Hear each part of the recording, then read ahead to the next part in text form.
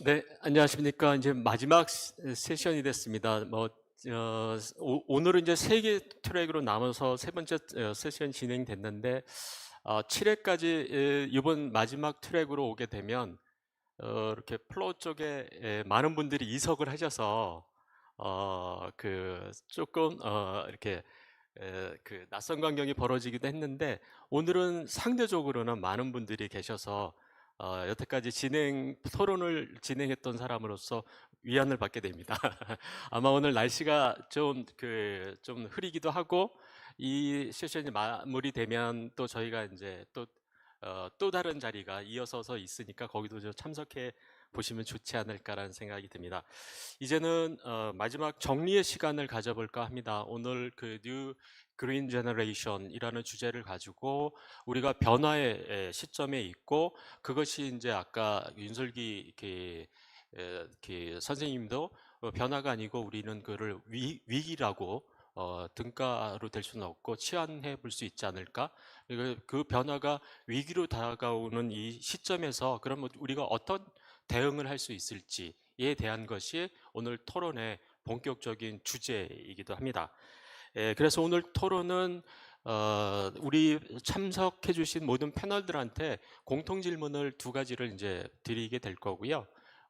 그리고 오늘 발제를 해주신 내용을 가지고 개별적으로 이렇게 한 가지 질문을 드려보도록 하고, 혹시 플로어 쪽에서 질문이 있다라고 하면 그것까지 이렇게 청취를 해서 한번 답변을 드리는 것으로 진행을 해 보도록 하겠습니다.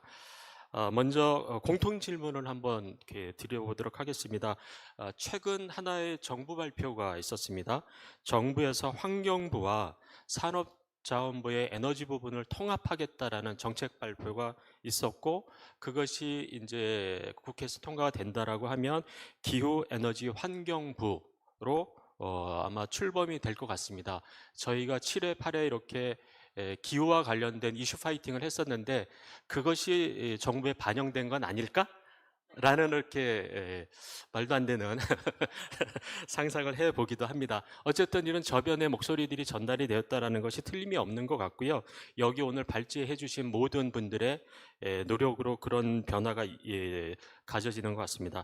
그래서 질문을 드리고 싶을 부분들은 이 정책에서 이제 기후환경 에너지 부가 신설이 되는데, 아마 각 그 활동하고 계시는 산업 또는 학계를 중심으로 해서 이것이 어떤 의미가 있고, 그리고 각자 활동하고 계시는 도메인에서 혹시 정부의 제안이나 요구사항이 혹시 있으실지에 대한 부분들을 말씀해 주시면 좋을 것 같습니다. 먼저 가장 그 마지막에 발표를 해주셔서 숨이 차지진 않으시죠? 네, 윤슬기 연구원님부터 말씀을 좀 해주시죠. 네, 이제 얼마 전에 이 개편된 이제 에너지 환경부의 그 이제 새로운 이 방향성에 대해서 이제 굉장히 공감을 하고 있고요. 이제 이 부처 이름이 바뀐 것뿐만 아니라 이제 다양한 거버넌스의 변화가 있을 거라고 예상이 되는데, 이제 제가 생각할 때는 이 산업 전략이나 또 에너지 안보, 금융까지 함께 통틀어서 이 기후변화 대응에 이제 직접적으로 관여할 수 있는 정책과 또 사업들이 많이 이루어지지 않을까 생각을 하고 있습니다. 그래서 이제 제가 지금 연구하고 있는 이슈와 같이 좀 연계해서 제언을 드리고 싶은 부분은, 일단 첫 번째로는 이 과학적 데이터 기반한 정책이 이제 수립이 되어야 하지 않나라고 생각을 하는데요.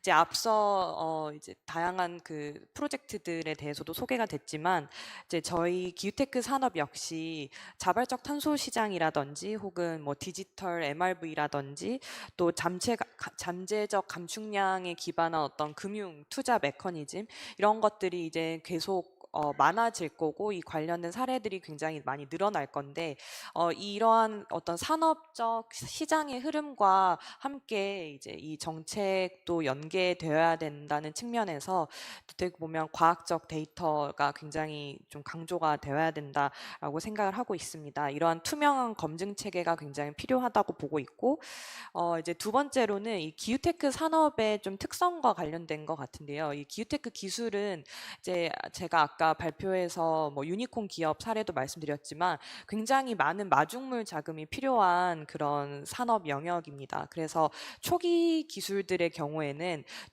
죽음의 계곡이라고 해서 이 투자에 이제 어려움에 봉착하는 경우가 굉장히 많은데 이런 것들을 이제 새로운 부처가 어떻게 이런 문제들을 타개해서 실제로 우리나라에서도 유니콘 기업을 만들 수 있을지 이러한 전략을 굉장히 좀 적극적으로 만들어 주셔야 된다라고 생각을 하는데 그렇기 위해서는 어떻게 보면 그 기업이 가지고 있는 잠재성을 이제 평가할 수 있는 그런 체계를 만들고 그 체계 하에서 투자할 수 있는 그 제도를 만드는 게 굉장히 중요할 거라고 생각을 합니다. 네, 그래서 이러한 뭐 시장적 또 정책적 관점에서 다양한 제언들을 할 수 있을 것 같은데요. 이제 서울대 기후테크 센터 차원에서 이제 저희는 어떻게 보면 과학에 기반한 그 기후 위기 대응 문제를 이제 바라보고 있기 때문에 실제로 굉장히 많은 기후 과학자들이 이제 저희 연구실과 센터에도 포진되어 있고요.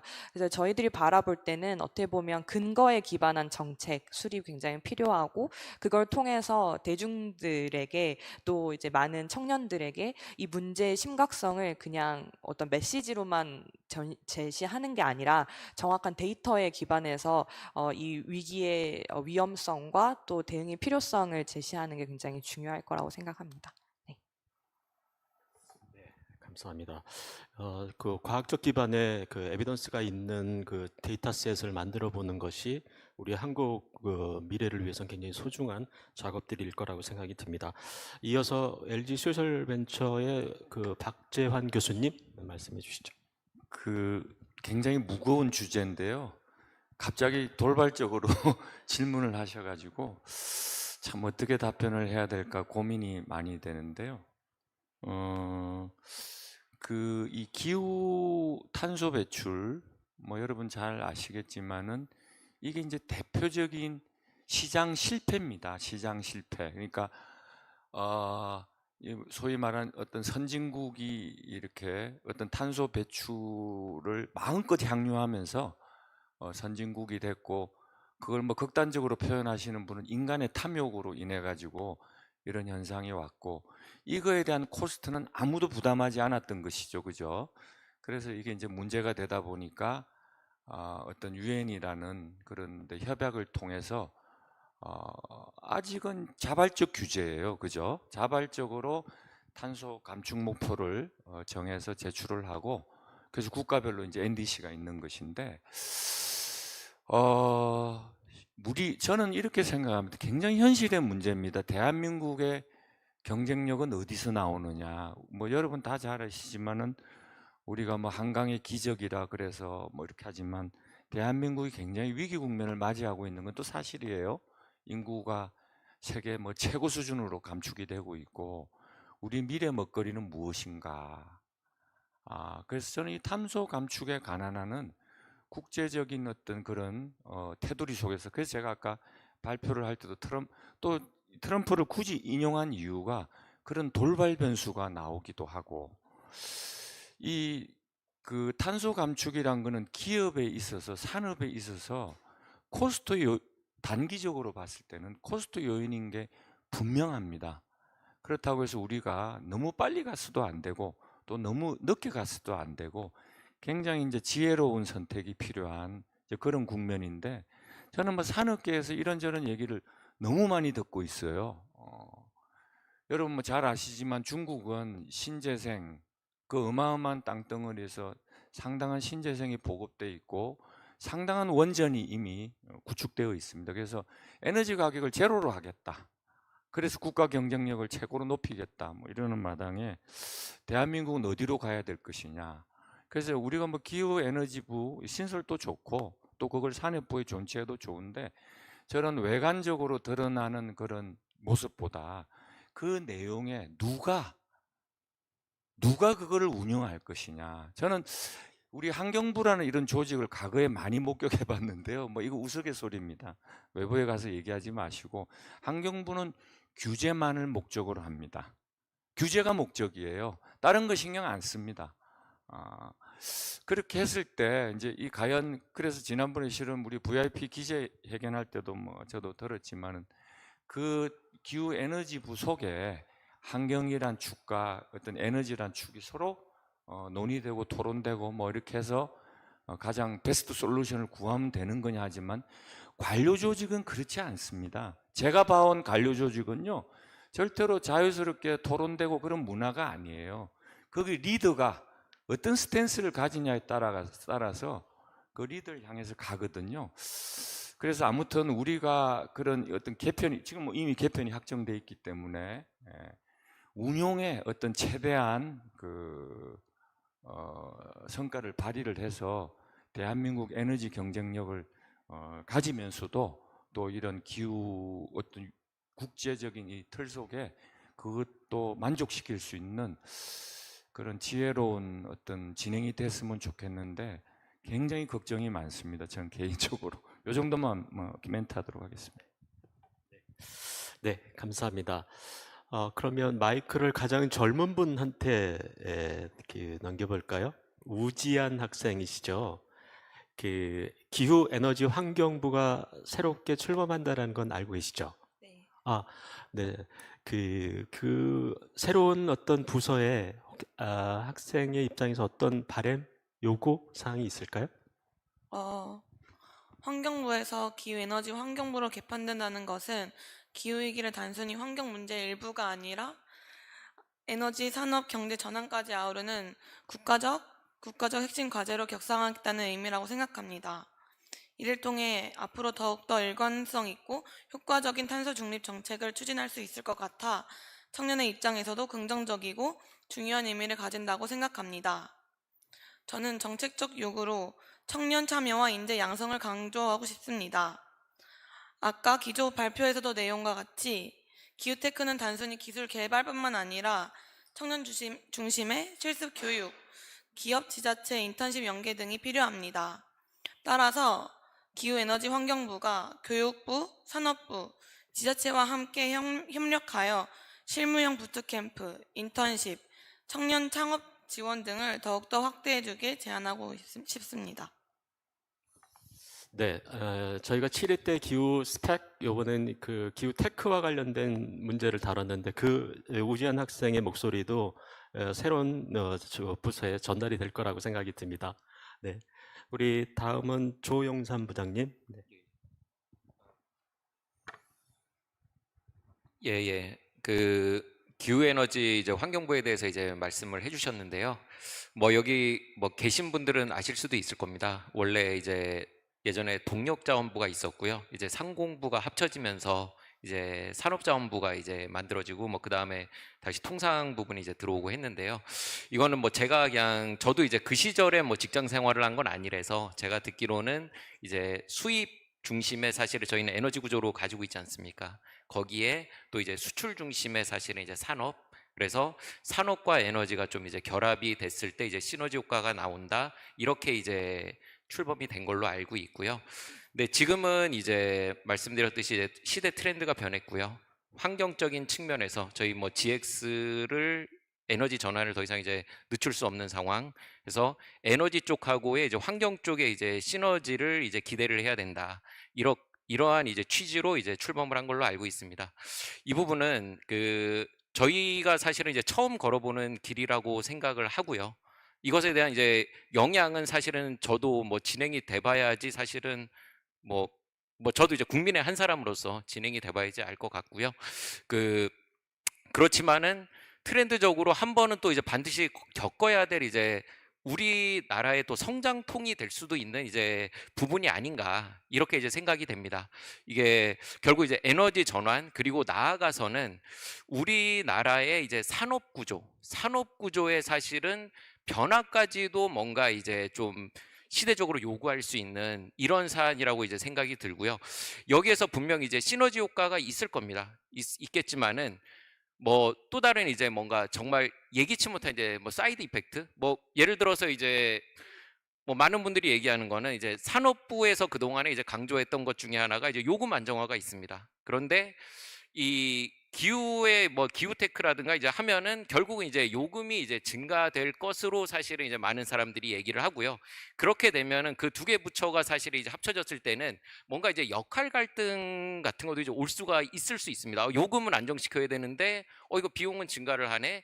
결과적으로는 이 부분은 국민들한테도 사실 이제 낯선 환경으로 받아들일 수가 있거든요. 그러니까는 저희 국민분들은 지금까지 정부에서 요금 부분만 말씀을 드리면은 상당히 이제 좀 낮은 가격에 좀 이제 에너지 이런 부분을 좀 계속 유지하는 게 이제 정책 기조로 되었는데 그 뭐 이제 사실 뭐 배출권 같은 경우도 메커니즘이 결국 화석 연료를 사용을 했을 때 그 비용을 최종 소비자가 부담한다라는 게 그 메커니즘입니다. 그래서 에너지 전환이 진행되면은 요금이 인상이 될 수밖에 없을 텐데 이런 부분들을 어떻게 보면은 정부가 결국은 시그널을 줘야 되는 건데 국민들이 이거를 받아들일 수가 있을까? 그러니까 지금 이 산업이라든가 이제 에너지 업계뿐만 아니고 저는 이제 기후 에너지 환경부의 약간 성공의 열쇠는 국민 수용성이 그 중에 하나로 나올 수 있을 거라고 생각합니다. 이러한 이제 변화를 국민들이 정말 수용을 해서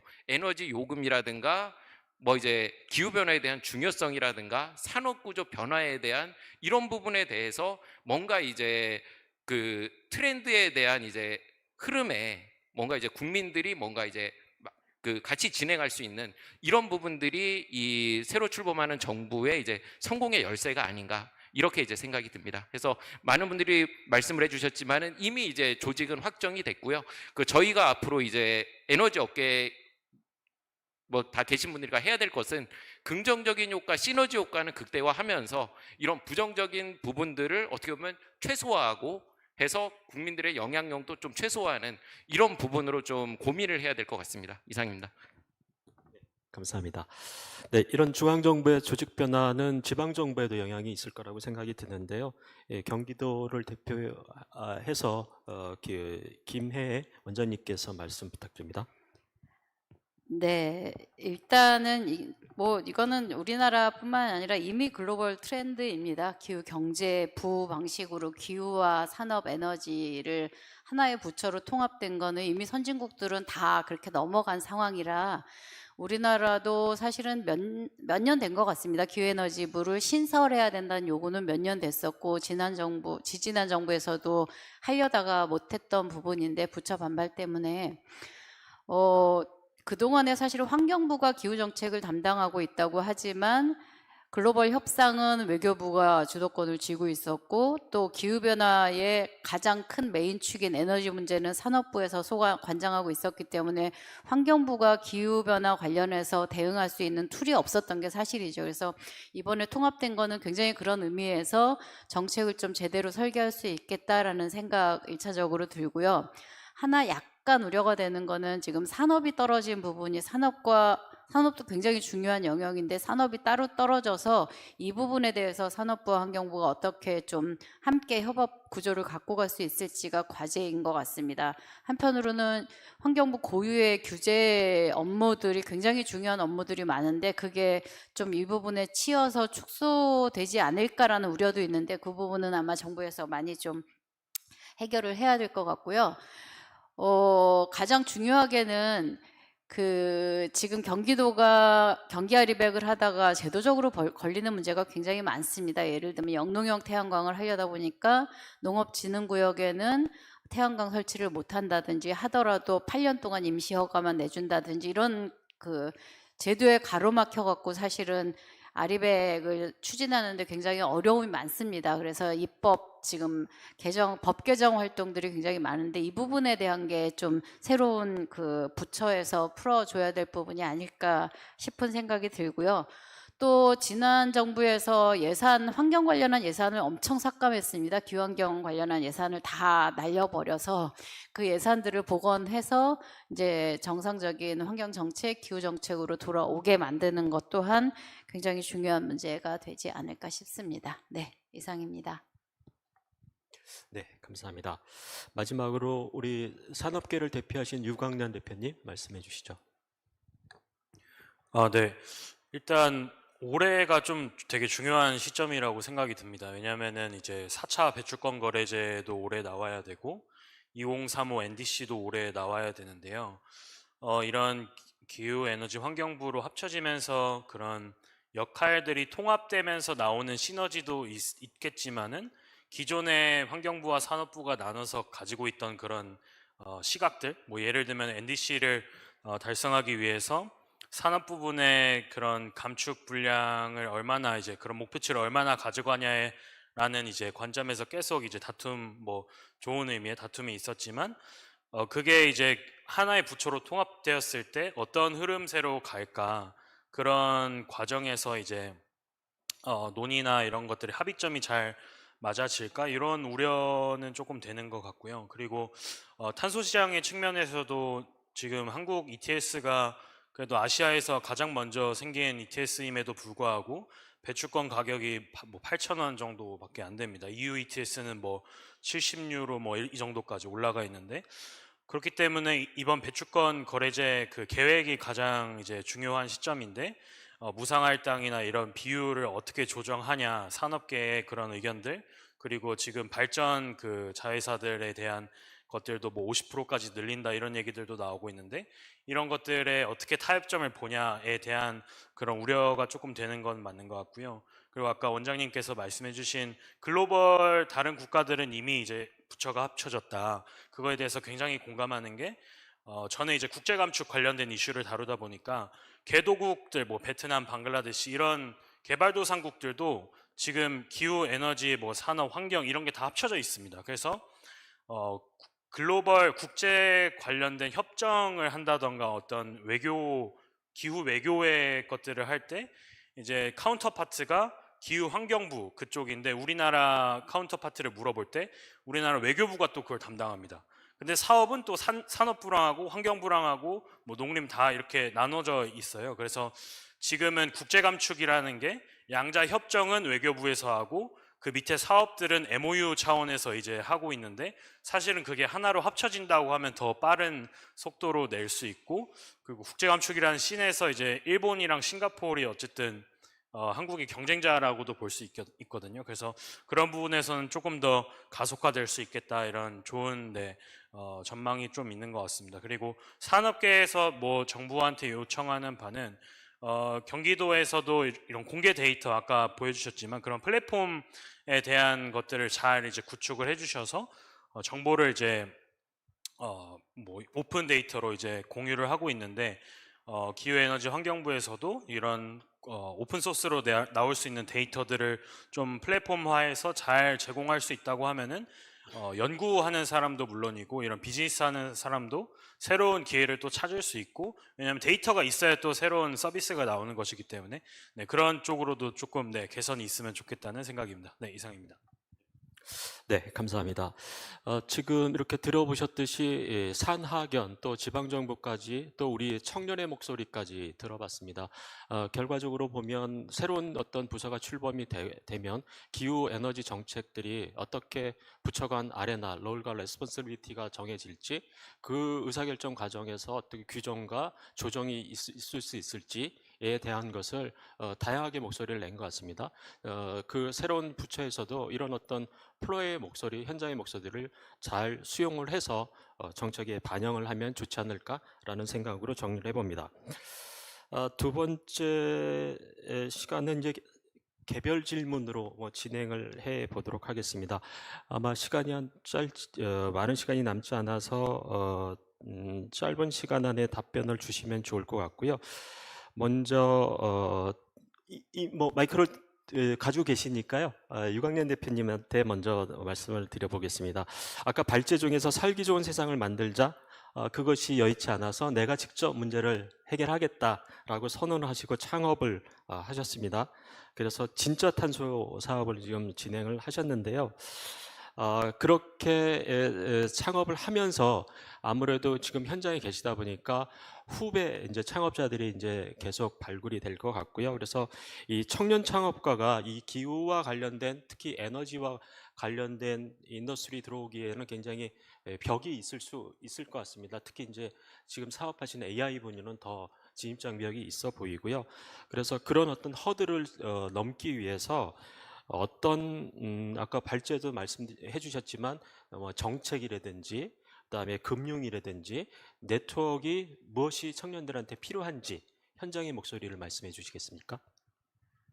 네. 사실 제가 어떤 기후테크 창업가로서 아직 한참 더 성장해야 되는 위치이기 때문에 어떤 뭐 이게 정답이다라고 말씀드릴 수는 없는 것 같고, 저도 이 기후테크 스타트업 씬에서 이제 노력을 하고 있는 만큼 일단 뭐 정책이나 금융 지원 쪽으로는 지금 뭐 다양한 임팩트 펀드 통해서도 자금이 들어오고 하고 있는데, 뭐 탄노기에서 하고 있는 것들을 설명드리면 넷제로 챌린지 X라고 하는 어떤 기후테크 스타트업을 위한 범국가 프로젝트가 있습니다. 그래서 뭐 기술보증기금 같은 그런 기관들도 들어와 있고 임팩트 투자라는 VC들도 들어와 있어서 뭐 티어 1, 2, 3 해가지고 뭐 보육기업, 성장기업 이렇게 나눠서 한국에 있는 기후테크 스타트업들이 어떤 정책적인, 금융적인 지원들을 받을 수 있는 그런 프로젝트가 있어서 이제 올해부터 그런 그 스타트업을 뽑기 시작을 했고요. 그런 제도들이 뭐 기존의 VC에서 하는 거랑 뭐가 다르냐 이렇게 보실 수도 있겠지만, 이런 드라이브를 좀 국가적으로 걸면서 이런 VC들도 많이 들어오고 그런 기관들에서도 이 기후테크 관련된 운영 자금들을 더 확대할 수 있는 그런 방안이 되지 않을까 이렇게 생각을 하고 있고요. 사실 뭐 기후테크 창업이 쉬운 건 아닌 것 같습니다. 왜냐하면 기후에 대한 것도 공부를 해야 되고 어떤 솔루션 뭐 이제 뭐 AI를 쓰든 어떤 플랫폼을 하든 딥테크 솔루션을 만들든 그 솔루션에 대한 것도 공부하고 정책에 대한 것도 공부하고 이렇게 많이 해야 돼서 쉽지는 않은 것 같은데, 뭐 저는 그만큼 쉽지 않은 문제인 만큼 해결했을 때 더 높은 가치가 있을 거라고 생각을 하고 있고요. 그래서 필요한 역량이 약간 기후 커뮤니케이션 쪽인 것 같아요. 그래서 저도 사실 요새 뭐 IR을 하러 다니고 하면은 제가 하고 있는 그 비즈니스 자체가 뭐 이해하기가 사실 어려운 비즈니스인 것 같고, 이거를 뭐 정책 입안자들이나 자금을 갖고 오는 사람들이나 기술 연구를 하는 사람들이나 좀 알기 쉽게 이렇게 커뮤니케이션을 해줘야 되는 역량이 좀 많이 필요한 것 같아서 지금 여기 계신 분들도 네, 그런 역량을 좀 키우면 도움이 많이 되지 않을까 이렇게 생각을 하고 있습니다. 네, 감사합니다. 네, 기후와 관련된 어떤 펀드레이징 투자가 의미 있다고 말씀하셨고, 아까 윤슬기 팀장님께서 그 기후와 관련된 펀드가 1조 트릴리언 말씀하셨죠. 그러면 한국 돈으로 하면 1,000조 정도가 되는데, 그러면 우리나라는 그 세계 펀드레이징이 그렇게 따라가면 얼마 정도가 지금 그 계획하고 있는지, 이런 부분들이 신규 스타트업들을 양성하는 핵심이지 않을까라는 생각이 듭니다. 네, 두 번째 질문 순서에 따라서 이렇게 진행을 하도록 하겠습니다. 김해 원장님한테 드리고 싶은데요. 아까 고백을 하셨어요. 녹색연합에서 35년 이후로 35년을 지금 공직에 계시는데 아직도 환경이 어렵다라고 말씀을 하셔서 그 부분들이 우리 인류의 숙제 아닌가라는 생각이 들기도 합니다. 제가 드리고 싶은 것은 그때 동시에 말씀을 하셨던 게 청년 구직자가 한번 경기대에 도전해봐라. 그러면 이제 그 역량 스펙은 무엇을 이렇게 관찰하시는지 하나의 질문이 될 수 있을 것 같고요. 또 한 가지 드리고 싶은 것은 동시에 이렇게 기후테크와 관련된 스타트업들을 한 100개 이상 중점적으로는 한 개 유니콘을 좀 발굴하고 싶다라고 말씀해 주셨는데, 그런 그 선발되는 기업들의 핵심 지표들은 뭐가 될까요? 일단 그 혹시 이쪽으로 길을 잡고자 하는 청년들이 있다면 제가 하나 당부드리고 싶은 거는 정책에 대한 정보를 잘 파악하셨으면 좋겠습니다. 특히 이번 정부에서는 경기도뿐만 아니라 중앙정부도 이쪽에 투자를 많이 할 거기 때문에 민간에서 예를 들면 해외 수출을 뚫는다는 거 쉬운 문제 아니거든요. 그래서 머리가 좋은 기업들은 공공기관을 찾아가서 내가 이런 프로젝트를 하려고 하는데 여기 같이 참여해 주십시오. 협업기관으로 이렇게 합니다. 그러면 해외 수출할 때도 훨씬 쉽습니다. 공무원들 움직이기가. 그래서 정책이 어떻게 돌아가는지를 잘 찾아보고 지원책이 생각보다 엄청 많습니다. 그 지원책을 최대한 찾아보는 걸 저는 권해드리고 싶고요. 그리고 기후테크 사업 관련해서는 지금 경기도 기후테크 100개 한다라는 거에 있어서는 우선 중점을 실생활에 적용 가능하고 실제로 온실가스 감축에 실효성이 있는 이런 기술이나 기업 중심으로 좀 우선 선발을 해볼 생각이고요. 성과 지표로는 말씀드린 것처럼 유니콘 기업 한 개가 우리나라에 유니콘 기업이 없습니다. 유니콘 기업이라고 하면 그 기업 가치가 10억 달러, 우리 돈으로 1조 원 정도 이상이 되어야 되고 비상장된 1년 이내의 기업을 유니콘 기업이라고 하거든요. 전 세계 한 58개 유니콘 기업이 있는데 주로 미국하고 중국에 다 몰려 있습니다. 한국에는 지금 한 개도 없는 상태라서 성과 지표로는 유니콘 기업 한 개를 반드시 경기도에서 만들겠다라는 목표로 지금 하고 있으니까 누구든 우리가 1년 이내 비상장 기업이거든요. 기업 가치 1조 한번 도전해보고 싶다라고 하는 꿈을 가져보셔도 저는 좋을 것 같습니다. 예, 도전하는 청년들이 경기도에서 직업과 또 창업을 할 수 있는 토대가 되었으면 하는 기대감이 있습니다. 예, 또 이어서 우리 조영삼 부장님한테 질문을 드리고 싶은데요. 아까 그 히트펌프 사례를 말씀해 주셨어요. 뭐 에어컨의 역발상이라는 게 인상 깊게 남았었는데요. 지역 난방을 중심으로 해서 이렇게 하다 보면은 한 가지 이제 부가적으로 질문이 나오는 게 경제성의 문제인 것 같습니다. 아무래도 효율적인 측면에서 이렇게 얘기가 나오는 것 같고, 당연하게 지역을 중심으로 하다 보니까 또 여러 가지 인프라가 좀 구축이 돼야 되는 문제가 있을 것 같고, 그다음에 안정적으로 그 제설 여론을 갖다 공급할 수가 있느냐라는 숙제도 있는 것 같은데요. 이런 과제는 난방공사에서 어떻게 대안적 가치를 가지고 있고, 다른 도시로 확산을 하기 위해서는 어떤 부분들이 준비가 돼야 되는지 말씀을 해주시겠어요? 예. 그 말씀해 주신 거는 경제성, 인프라, 공급 안정성 이렇게 이제 말씀을 해 주셨는데요. 아까 좀 이제 발표한 내용하고 저희 주제인 이제 기후테크랑 좀 묶어서 좀 설명을 드리겠습니다. 제가 아까 이제 지역 난방은 이제 에너지를 좀 효율화시키는 시스템, 그래서 그게 열이든 전기든 버려지는 것을 이제 활용하는 이런 부분에 좀 이제 기술 개발이나 사업 모델을 이제 많이 고민하고 있다고 말씀을 드렸는데요. 사실 이제 많은 분들이 좀 이제 우려하시는 것이 뭐 GX 에너지 전환이라든가 이제 기후테크 하면 결국은 이제 그게 결국 요금에 이제 좀 부담으로 작용하는 것이 아니냐, 이런 사실은 말씀들을 하시고요.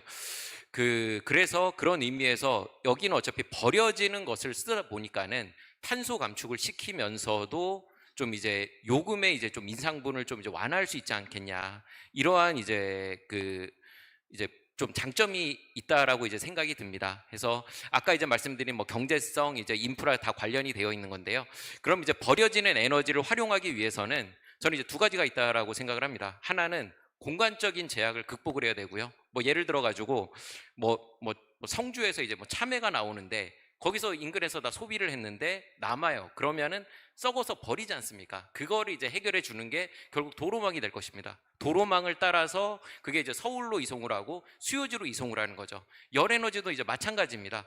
어떤 곳에서 열이 벌어지면은 그 도로망이 건설이 되어 있어야 된다는 겁니다. 공간적인 제약을 극복하기 위해서는 열에너지를 수송할 수 있는 도로망이 건설되어 있어야 되는데, 이게 이제 언론에서 흔히 나오는 에너지 고속도로도 이런 개념입니다. 에너지 고속도로 HVDC라는 이제 전력망이 얘기가 나오는데, 사실은 아까 말씀드린 전력 쪽은 인프라가 잘 구축이 돼 있습니다. 여기 전력 쪽은 도로를 더 확장하는 데 이제 목적이 있다라고 하면은, 저희 열은 사실은 말씀해 주신 대로 인프라가 저희도 이제 위에 경기도 같은 경우에 파주에서부터 아래 이제 화성 지나서 평택까지 열 도로가 건설은 되어 있는데 아직 이거 가지고는 부족하고요. 전국에 있는 사실은 그게 반드시 지역농업공사가 아니라도 상관없습니다.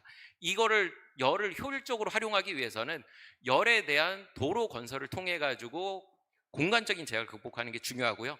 두 번째는 시간적인 제약 극복입니다. 여름에는 뭐 당연합니다. 여름에는 열이 많이 남는데 겨울에는 부족하지 않습니까? 그리고 시간대도 마찬가지입니다. 낮에는 열이 조금 이제 남을 수가 있는데 밤에는 또 춥잖아요. 더 많이 필요할 수가 있는데 이럴 때 필요한 것이 바로 저장 기술입니다. 그래서 아까 말씀드린 전기를 열로 변화하는 이런 섹터 커플링 기술도 어떻게 보면 열 저장 기술의 일환으로 뭐 ESS 전력 쪽에도 마찬가지입니다. 이게 시간차를 극복하기 위한 기술이거든요. 그래서 이러한 이제 기후테크 기술들을 적극적으로 활용한다고 하면은 에너지를 효율적으로 활용할 수가 있는 거고 요금 인상도 좀 최소화할 수 있는 이렇게 되지 않을까 싶습니다. 예, 감사합니다. 감사합니다. 그러면 다시 청년의 목소리를 한번 들어보도록 하겠습니다. 아까 우리 김종유 학생이 발표한 내용 중에서 크라이미테크와 관련된 익스피리언스가 굉장히 저는 와 닿았어요. 청년들이 기후테크에 대한 것이 어떤 느낌이실지, 그리고 또 그것을 내가 경험하는 게 굉장히 중요하다라는 발제를 해 주셨거든요. 그러면서 동시에 페인 포인트가 있었죠. 크라이미테크에 대해서 관심은 있지만 아직은 나하고 먼 얘기야 라는 고백을 해 줬습니다. 실제 그런지, 그렇다라고 하면 대안적으로 어떤 경험이 필요한지를 한번 얘기를 해 주시겠어요? 기후테크라는 용어 자체도 뭔가 새로운 느낌이고 학교에서도 아직 그 특정 분야에 대해서 정확하게 설명해 보는 것도 부족하다고 느끼고, 그래서 뭔가 정부나 이제 새로 생기는 기후에너지 환경부에서 관련 다른 창업센터나 이런 청년들이 접근하기 쉬운 그런 장소에서 관련 교육이나 그런 실무 경험을 쌓을 수 있는 그런 연계 수업을 더 제공했으면 좋겠다고 생각했습니다. 그렇게 해서 그런 접근을 많이 해보면서 경험을 더 쌓아서 그래 그 분야에 대해서 관심을 갖고 취업 준비도 해보고 더 관련 진로를 생각해 볼 수 있지 않을까? 지금은 좀 그런 접근성이나 그 단어 자체를 새롭다고 느껴서 그래서 그렇게 생각합니다. 네, 이런 기후라는 주제를 가지고 플로어에서 이쪽 단상으로 올라오던 우리 우지현 학생한테 다시 한번 격려의 박수를 한번 쳐주시겠습니까? 네, 학생의 미래를 위해서 박수를 쳐주시기 바랍니다. 네, 감사합니다. 그러면 네 번째 개별 질문은 박재환 교수님한테 한번 드려보고 싶습니다. 아까 발표문에서 그런 부분들이 굉장히 인상 깊었습니다. LG 소셜 캠퍼스의 미션입니다. 읽어드리겠습니다. 기부나 단순한 지원보다는 재무적 수익을 추구하면서도 장기적이고 지속적으로 사회 구성원의 인식을 변화시키거나 시스템을 개선시키는 혁신적이고 창의적인 소셜 벤처의 임팩트 투자 라는 게 미션으로 정의가 돼 있습니다. 굉장히 인상 깊은 내용으로 돼 있고요. 그렇다라고 하면 청년들이 도전하는 것이 여기에 이제 농축돼 있다라고 볼 수가 있을 것 같은데, 기후테크와 관련되는 청년들의 도전은 결과적으로는 사회적 가치를 당연히 창출을 해야 될 것 같고, 동시에 재무적 가치도 추구를 해야 된다라고 생각이 듭니다. 그래서 이것을 어떻게 동시에 추구할 수 있을지 상충되는 요소가 생길 수 있을 것 같은데, 그것에 대해서 말씀을 해주시고, 동시에 그렇다라고 하면 그렇게 육성된 팀들이 땅스 카본처럼 글로벌 시장에 진출하기 위해서는 어떤 부분들을 보완해야 될지를 말씀해 주시면 고맙겠습니다. 아까 우리 발제하신 분 여러분이 말씀하셨지만 최근에 이제 ESG 이런 얘기를 많이 하는데요. 그 ESG를 들여다보면 우리 기후테크는 주로 E에 해당하는 것이고, 또 그 외에 이제 소셜이라는 게 있는데, 실은 이제 소셜 부분은 어떤 우리 재무적 가치 산출과 약간 충돌되는 부분이 있어요. 저는 그럼에도 불구하고 지금 우리가 살고 있는 이 생태계 내에서 어떤 국민들의 수준이나 전 세계적인 어떤 인지가 달라졌기 때문에 절대로 이런 특히 이 기후 이슈는 어떤 그런 환경적 가치 추구와 재무적 가치의 추구는 충돌하지 않는다고 생각합니다. 특히 이 소셜 벤처라든가 청년들이 하는 에리아에서는. 근데 이제 산업계에서 기존 산업에 어떤 전환이죠. 이제 전환을 함에 있어 가지고 이걸 언제 전환을 할 것이냐, 뭐 바로 내일 할 것이냐, 아니면 조금 더 장기적으로 천천히 갈 거냐, 그런 이제 디시전 메이킹이 굉장히 중요한 그런 이슈는 있겠지만, 청년들에게 있어서 어떻게 보면 어떤 기후라는 이슈가 등장함으로써 훨씬 더 많은 더 기회가 등장했다고 보여지고, 둘이는 같이 추구하는 것입니다. 그리고 이미 뭐 특히 우리 지금 이 정부에서도 상당한 이 분야에 관련돼서 자금이 이렇게 되기 때문에, 그게 실제적으로 어떤 물건을 팔아서 이득을 내기도 하지만, 또 어떤 정부의 다양한 지원을 활용을 해서 그것도 어떻게 보면 이익 창출이라고 할 수 있거든요. 그래서 상당한 기회가 있다라고 보여지고, 아까 글로벌 이 부분은 아까 이제 우리 경기도 원장님께서 유니콘 얘기를 말씀하셨지만은, 한국은 굉장히 시장이 좁아요, 그죠?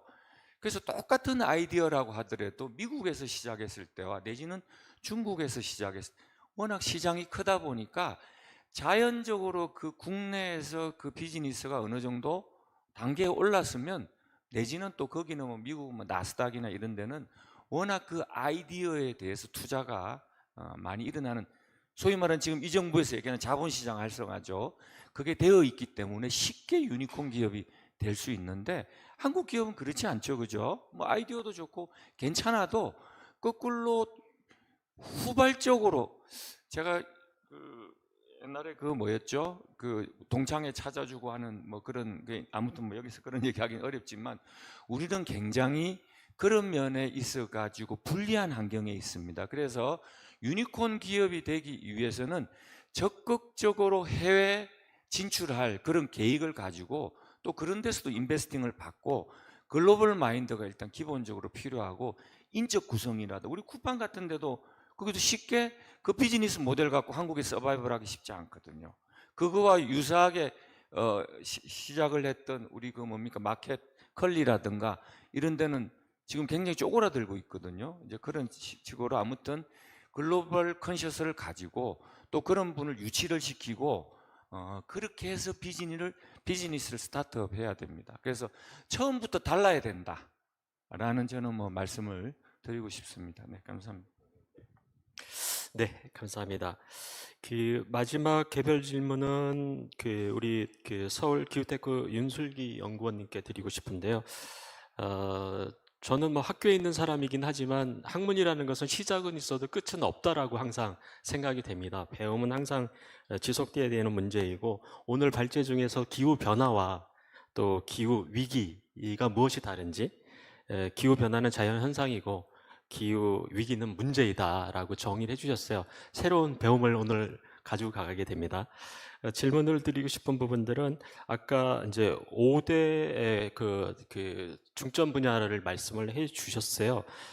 그리고 그것을 이제 새로운 어떤 교육을 하거나 청년들이 육성하기 위해서는 과학 연구, 그다음에 청년의 실질적 연구, 그다음에 기후테크의 혁신적인 생태계 조성이 필요하다라고 말씀을 해 주셨고, 서울대에서 추구하고 있는 여러 가지 이제 연구 과제들이 있는데, 특히 지오테크와 관련된 연구가 저는 뭐 굉장히 유의미하게 연구가 진행이 되고 있다라고 생각이 듭니다. 그래서 아마 환경부에서 진행되는 내용, 그리고 좀 글로벌에서 나사하고 연구되는 부분들이 있다라고 들었습니다. 그래서 거기에 관련된 기후와 관련되는 데이터셋을 만드시고 계시고, 그 부분들을 나중에 오픈소스로 공개할 의지가 있다라고 얘기를 해주셨거든요. 그래서 그런 부분들을 후발 창업 기업들이 어떻게 데이터셋을 파인튜닝 할 수 있을지, 거기에 창업 기회가 어떻게 연결될 수 있을지를 한번 비전을 그려주시겠습니까? 네, 사실 이제 방금 말씀해주신 그 지오테크 같은 경우에는 저희 연구실에 이제 뭐 석사, 박사 또 박사 후 연구원들이 이제 참여하고 있는 코리아 카본 프로젝트라는 이제 환경부의 굉장히 큰 연구 과제인데요. 이거는 이제 제가 뭐 전문성을 갖고 있지는 않기 때문에 자세하게 말씀드리기는 좀 어렵겠지만, 실제로 KI라고 이제 환경연구원에도 관련 브로셔가 있기 때문에 조금 관심 있는 분들은 이제 그 연구원의 그 자료를 참고하시면 좋겠는데, 이제 제가 여기서 말씀드리고 싶은 거는 사실 저희도 이제 어떻게 보면 서울대학교 환경대학원 안에 있는 연구실에 어떻게 보면 불과하다고도 볼 수 있는데, 저희가 이러한 연구 과제를 따내서 국가의 어떤 탄소 중립에 기여할 수 있게 된 것은 학계와 학계와 실제 산업 그리고 정부 정책과의 이 연계성을 어떻게 찾아갈 수 있을지를 계속 고민한 결실이라고 저희는 생각을 하고 있습니다. 그래서 어떻게 보면 다들 이제 기후 모형이나 뭐 아니면 저 같은 경우에는 이제 환경 정책을 연구하고 있고, 이렇게 각자의 연구 영역들을 이제 함께 융복합적으로 엮어서 지금 이런 그 큰 프로젝트를 맡게 된 것이고, 그리고 이 프로젝트를 통해서 양산된 데이터나 또 보고서 같은 경우에는 당연히 이제 국가 과제이기 때문에 대중들에게 공개가 될 예정이고요. 그래서 이제 앞서 경기도에서도 이제 진행하고 계시는 그런 기후 플랫폼과 굉장히 유사한데, 이제 저희는 좀 전국구 단위에서 산업군별로 얼마나 많은 그 탄소 배출이 이루어지고 있는지를 이제 지역마다 이렇게 굉장히 작은 단위로 데이터들을 이제 만들어내고 있고, 그래서 멀리서 봤을 때는 그냥 탄소 배출이 그냥 큰 지역에서 이 정도 배출된다 이렇게 보지만, 또 세부적으로 가다 보면 뭐 예를 들면 그 발전기나 아니면 뭐 이런 특수 산업 지역에서 더 많이 발생된다, 혹은 도시 안에서도 뭐 도시 숲보다는 뭐 인구가 더 많이 밀집되거나 도시화율이 더 높은 지역에서 더 많이 배출된다, 이런 것들을 이제 실제로 데이터에 기반해서 좀 확인할 수 있는 그런 연구들이 진행이 되고 있고요. 그리고 이제 또 말씀해 주신 거를 얘기 드리면, 이제 지오테크의 또 다른 영역으로서 이제 나사와 협업을 해서 이제 인공위성을 활용한 메탄 측정 연구를 또 기후테크 센터에서 굉장히 주력으로 하고 있습니다. 그래서 실제로 에너지 디펜스 펀드라고 해서 이제 미국 뉴욕에 본사가 있는 에너지 관련 펀드에 이제 기금을 받아서 이제 수소와 또 메탄 위성 연구를 지금 진행을 하고 있고요. 이거 역시 우리나라의 굉장히 유망한 기후테크 기업과 이제 함께 협업해서 진행을 하고 있습니다. 이처럼 이제 산업과 또 학계 그리고 또 이 제도권 내에서 어떤 실질적 역할을 할 수 있을지를 계속 고민하는 과정 속에서 이제 하나하나 이렇게 아웃풋들이 만들어지고 있는 것 같아서, 네, 이런 좋은 사례들이 앞으로도 많이 나와야 되지 않을까, 네, 그런 생각을 합니다. 네, 아마 지금 말씀해 주신 부분들이 앞으로 청년들이 할 수 있는 핵심 기회 요인 아닐까라는 생각이 듭니다. AI라는 것, LML이라는 게 우리가 지금 위기로 생각하고 있지만, 그게 비유 변화하고 만나게 된다라고 하면 로엔드 쪽에서는 이렇게 데이터셋이 만들어지고 있거든요. 결과적으로 그것은 경기도도 그렇고 서울대에서 오픈소스로 이제 공개가 될 거고, 그 오픈소스는 그 API 형태로 충분하게 데이터의 가치가 있기 때문에 청년들이 이 기회를 잘 활용해 볼 수가 있다. 그 재료를 다시 파인 튜닝 어떻게 할 수 있을지에 대한 기회 탐색을 하면 이 기후 위기는 충분하게 청년들의 기회로 전환될 것이라고 생각이 됩니다. 근데 지금 뭐 7시 13분이고 원래는 이제 5시까지인 거죠. 네. 그래서 13분이 경과가 돼서 이 패널들하고 질의응답은 여기서 허락을 해주시면 마무리를 해야 될 것 같고요. 혹시 플로우 쪽에서 질문이 있으시면 한두 분 손을 혹시 들어주시면 그거까지 받고 토론은 마무리를 하도록 하겠습니다. 네, 있으시군요. 네. 자기소개 해주시고 그다음에 질의와 함께 어느 분께 질문을 하시는지 말씀을 해주시면 좋을 것 같습니다. 네, 저는 좀 주식회사 라코스 시스템의 양규환입니다. 대표이사직을 맡으면서 저희도 뭐 이런저런 산업에 물품을 생산하는 입장에 있다 보니까 굉장히 그 에너지 절감 문제에 대해서는 통감하고 있는 부분인데요. 저는 역발상으로 이런 생각을 좀 해봤습니다. 우리가 이런 기후 문제나 이런 것들이 발생하게 된 건 여러 가지 물품들을 많이 생산하기 때문에 발생한 문제라고 보거든요. 그래서 그런 물품을 적게 생산을 한다면, 우리가 동물들을 보면 자기가 필요한 어떤 먹거리 이런 정도 외에는 더 이상 소모를 않거든요. 근데 우리 인간은 욕심이 많다 보니 굉장히 많은 물품을 생산하게 됩니다. 그로 인해서 이게 발생한 문제라고 보거든요. 그래서 녹색연합에서 환경운동도 하셨으니까 우리가 사용하는 물품을 좀 더 줄이고 그걸 더 아껴서 쓸 수 있는 방향으로 또 다른 운동을 한다면 이런 문제들을 훨씬 더 적게 가져갈 수 있다고 보거든요. 거기에 대해서 어떻게 생각하시는지 김에 질문 드리겠습니다. 네, 제게 질문을 하신 것 같은데 이미 많은 운동이 사실은 일어나고 있습니다. 그러니까 생산, 유통, 소비 과정에서 다 적용이 될 텐데 생산 과정에서는 지금 이슈로 제기되고 있는 게 표준화 문제거든요. 예를 들면 화장품, 뭐 음료수 이게 재활용 안 되고 있는 게 표준화가 안 되니까 회사마다 각각 다른 디자인으로 만들기 때문에 이게 이제 회수나 이런 데 문제가 생기는 건데요. 그래서 그런 부분에 대한 그 정책적 촉구는 굉장히 오랫동안 있어 와서 용기 표준화 부분이 좀 중요한 정책적 대안이 하나 될 수 있을 것 같고요.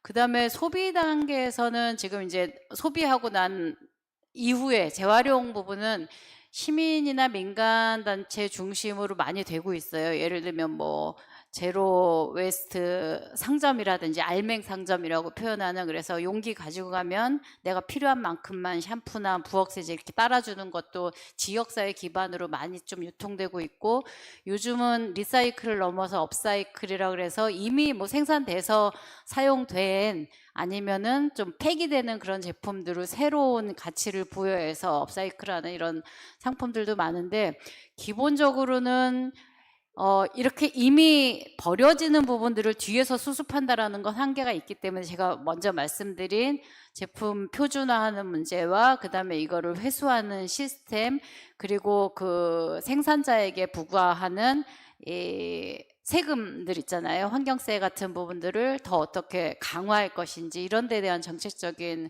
그 노력이 저는 먼저 선행이 되어야 될 거라고 봅니다. 너무 민간이나 시민들한테 맡겨 있는 것 같아서 이건 정부나 산업계에서 더 훨씬 노력을 해야 될 부분들이 많을 것 같습니다. 답이 충분히 됐는지 모르겠습니다. 네. 네, 감사합니다. 혹시 추가 다른 분 질문이 있으실까요? 네, 한 분만 더 질문을 받도록 하겠습니다.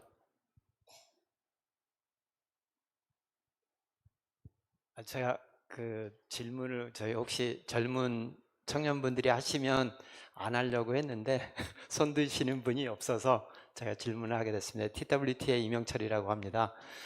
그 열띤 토론하고 기조의 연설 참 잘 들었습니다. 사실 제가 그 청년 포럼을 지금 몇 회째, 아까 교수님 말씀 맞다나 몇 회째 참석하고 있는데 오늘처럼 이렇게 진지한 시간은 없었던 것 같아요. 저도 이제 전기 쪽 관련해서 이제 일을 조금 하고 있다 보니까 더 관심을 갖게 됐고, 사실 제가 이제 그 김해의 어쨌든 저기 원장님, 그 다음에 저 조영삼 부장님께 이제 말씀 여쭙게 될 것 같은데요. 그 환경운동 하시다가 이제 지금 공직에 계시니까 사실은 그 환경운동 할 땐 좀 프리하셨을 것 같아요. 내가 하고 싶은 얘기 다 해도 되니까 그때는. 근데 지금은 사실 산업도 봐야 되고 사실은 환경도 이렇게 같이 봐야 되는 입장에서 이제 일을 하실 것 같은데, 그 간극이 저는 굉장히 클 거라고 생각하거든요. 실제로 그 산업을 하고 있는 그 회사나 거기에 이제 근무하는 사람들 입장에서는 당장 먹고 사는 게 중요한데 환경이 중요하냐라고 얘기하면 그 간극을 어떻게 메꾸고 계신지를 좀 여쭤보고 싶고요. 그 다음에 이제 조영삼 부장님한테는 이제 그 해외에서 저희가 이제 재생에너지들을 만약에 그 생산을 하게 되면 그런 부분들이 이제 인정이 된다라고 하는 부분이 있다고 제가 혹시 조영삼 부장님께서 얘기하셨던 건지 제가 조금 헷갈리긴 합니다만 그 부분에 대해서 한번 여쭤보고, 또 하나는 그 열 포집 관련해서 사실 그 다이캐스팅 사업을 하고 계신 분이나 이제 열 관련해서는 사실 여러분들이 일을 많이 하고 계신 분들 중에 또 그 사출 같은 거 할 때도 이제 여론을 많이 쓰거든요. 그러면 그럴 때 열 포집을 저는 이렇게 하면 그분들이 한 달에 그 전기요금 쓰는 게 수천만 원을 쓰더라고요. 그런 부분들을 조금 그 경쟁력 있게 할 수 있지 않을까 해서 두 분께 질문 드립니다. 감사합니다. 제가 말이 많아서 간단히 먼저 대답을 드리겠습니다. 사실은 먹고 사는 문제도 힘든데 환경이 무슨 문제냐라는 건 좀 옛날 얘기고요. 발등에 불이 아니어서 그랬는데 요즘 발등에 불이 됐기 때문에 그 얘기를 하는 사람은 별로 없는 것 같습니다. 이제는 이렇게 하다가 우리 모두가 죽겠다. 미래 세대 문제가 아니라 현 세대가 죽겠다. 이런 위기의식이 있어서 지금은 좀 많이 바뀐 것 같습니다. 그리고 제가 그 이념을 가진 환경운동을 하다가 이제 정책을 다루는 입장에 와서 많은 혼란을 겪었어요. 특히 청와대 들어가서는 제 맘대로 지를 수 없는 부분이 있었기 때문에 많은 혼란을 겪었는데 그것도 결국은 지혜와 기술의 문제일 것 같습니다. 대표적으로 재생에너지, 그러니까 산지에 풍력이나 재생에너지를 설치하는 거나 아니면은 뭐 상수원 보호 지역에 수상태양광을 설치하는 거나 이런 문제 때문에 녹록 갈등이 많이 일어나거든요. 그러니까 환경 진영들끼리 갈등이 일어나는데 그 부분은 사실은 기술적으로 다 해결을 할 수 있는 문제입니다. 그렇기도 하고 또 불가피하게 해결이 안 되는 부분들은 이제 결국 사회적 타협의 문제인 것 같아요. 녹지 비율을 어느 정도 유지하면서 재생에너지로 그 필요한 에너지를 충당하느냐 이런 문제라서 이건 뭐 누가 옳고 그르냐의 문제가 아니라 계속 이렇게 좀 그 균형을 맞추면서 서로 좀 찾아 나가야 되는 점이 아닐까 싶고요. 지금은 제 안에 정책 상충은 없습니다. 이제는 지금은 공공에 있기 때문에 어떻게 하면 더 이 부분들을 좀 확장시킬까 하는 노력을 하고 있고요. 여전히 담론적인 철학 부분을 잃지 않으려고 노력을 하고 있습니다. 네, 감사합니다. 예, 지역난방공사의 조용산 부장입니다. 이어서 이제 답변 드리겠습니다. 두 가지 질문을 주셨는데 하나는 국제 탄소 감축 사업에 대해서 말씀해 주신 걸로 저는 이해가 되거든요. 그래서 그 부분은 지금 뭐 정책적으로도 정부 정책적으로도 이제 계속 이제 활성화시키려고 하고 있고요. 뭐 저희도 그렇고 좀 이제 다른 이제 에너지 사업자들도 그런 이제 국제 사회의 이제 해외 사업을 통해 가지고 국제 이제 탄소 감축분에 대한 크레딧을 이제 그 발급을 받고 그 부분은 이미 이제 인정을 받고 있습니다. 해서 저희의 이제 과제는 더욱더 이제 이런 테크를 적용한 적절한 사업 모델을 만들어서 소위 말해서 저희 뭐 K-팝처럼 그런 모델을 다양하게 좀 수출하는, 그게 이제 저희가 전기 분야가 될 수도 있고 저희는 이제 열 분야가 될 수도 있고 이런 이제 노력은 계속 이제 기울이고 있다라는 말씀을 이제 드리고요.